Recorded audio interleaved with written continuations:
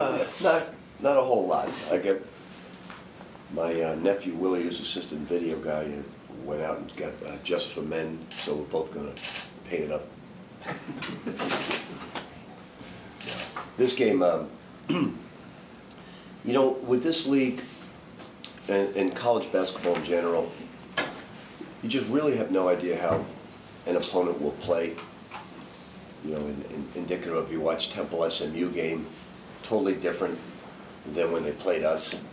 So you just don't, what you have to do is just stay focused, try and take away their strengths, and try to make sure that you're clicking on all cylinders. And our guys have been very good at that. Last night, you know, we just shot the heck out of the basketball. And the floodgates, when you shoot like that and you're a pressing team, the floodgates open up. Why do you think you guys, I can't remember if somebody asked this last night, why do you think you guys do blow these teams out that you should blow out? But it seems like the closer games are, I mean, the tougher teams, they are always close games. Well, you're answering your question. Well, no, but why do you think you don't struggle at all against any of these lesser opponents, so to speak?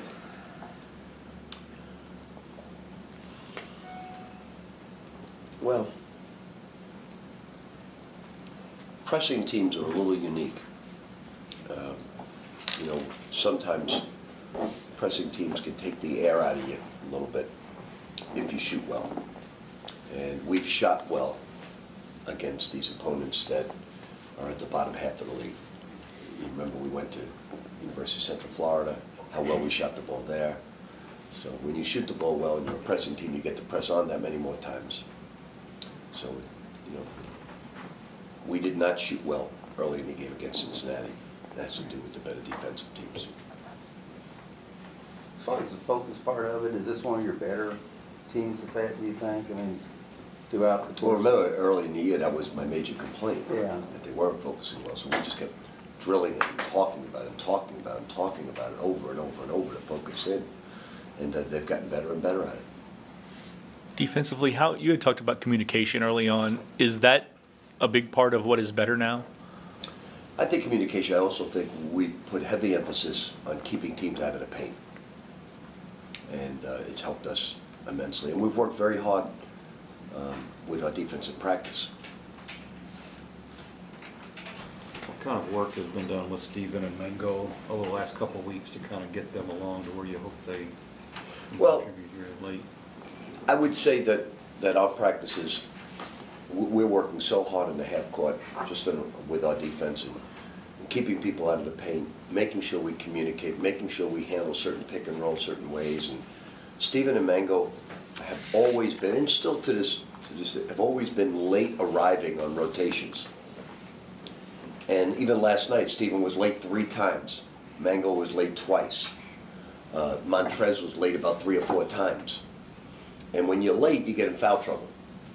And you've got to be early. When you arrive early with your rotations, you stay out of foul trouble, because you're going to the offense and the offense is not coming to you. And that's what gets people in foul trouble. When you're late rotating, you foul. Is that just a natural thing? I mean, Gorky seemed to just do that. I mean, he's not initially. Not early. He just got good.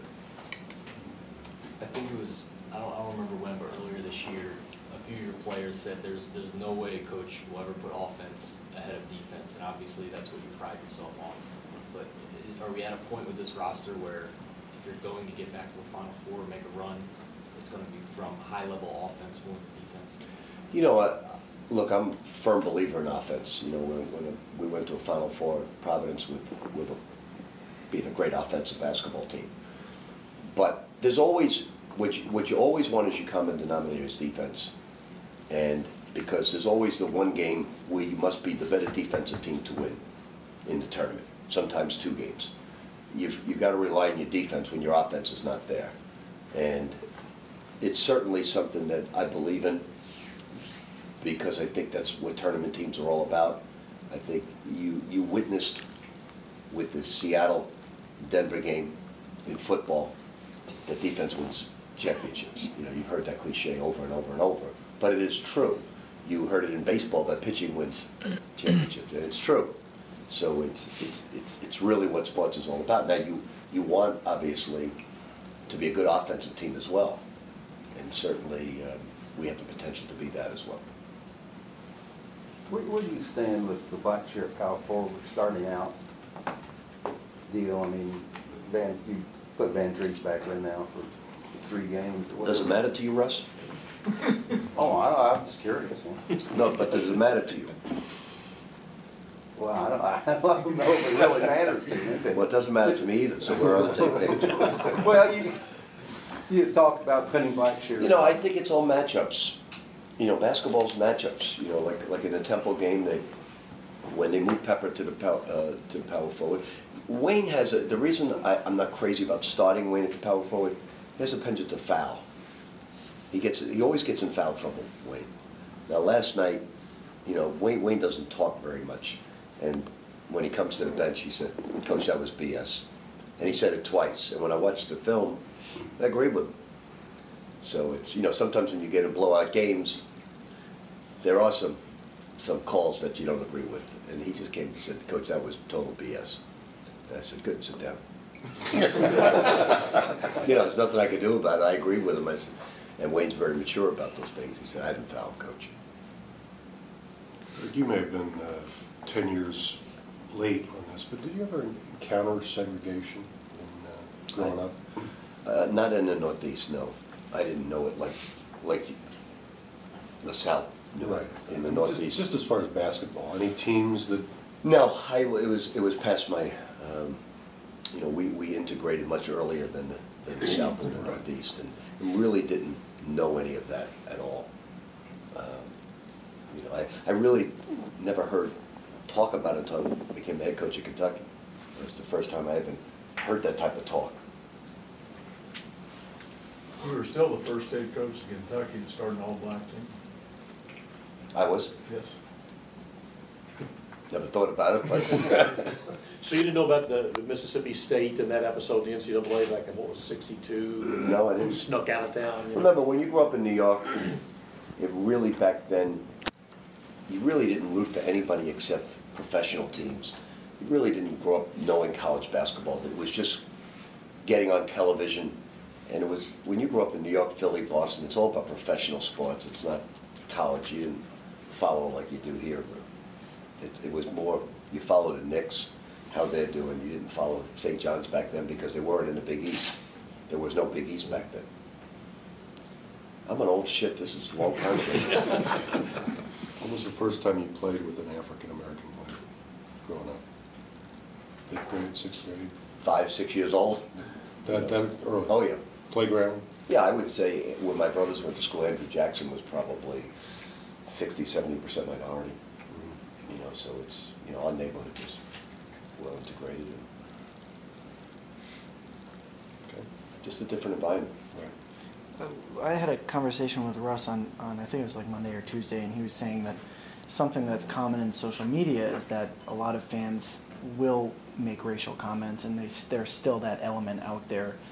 I mean, have you talked to your players at all about handling that and what they've confronted in that realm? Or I think anybody who reads social media who's in sports is not all there.